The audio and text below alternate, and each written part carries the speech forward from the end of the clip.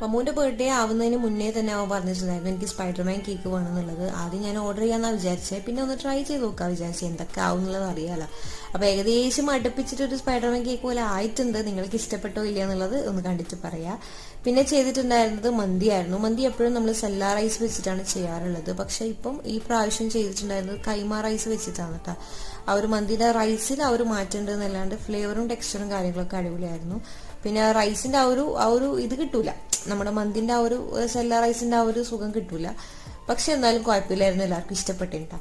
പിന്നെ ചെയ്തിട്ടുണ്ടായിരുന്നത് പാസ്ത ആയിരുന്നു. പിന്നെ ചെറിയൊരു മിനി പിzzയും പിന്നെ കുറച്ചൊരു ബർഗറും സലാഡൊക്കെ ആയിരുന്നു അന്നത്തെ സ്പെഷ്യൽ. അപ്പോൾ ചെറിയൊരു മിനി പാർട്ടിയായിരുന്നു, വലിയ ഗ്രാൻഡൊന്നല്ല, നമ്മളെ വീട്ടിലെ ആൾക്കാർ മാത്രം വെച്ചിട്ട് ചെയ്തതാണ്. വല്ലപ്പോഴല്ലേ ഇങ്ങനെയൊക്കെ ഉണ്ടാവും. അപ്പോൾ ഇത്രയേ ഉള്ളൂ. വീഡിയോ ഇഷ്ടമായി ഒന്ന് സബ്സ്ക്രൈബ് ചെയ്യാം. അപ്പോൾ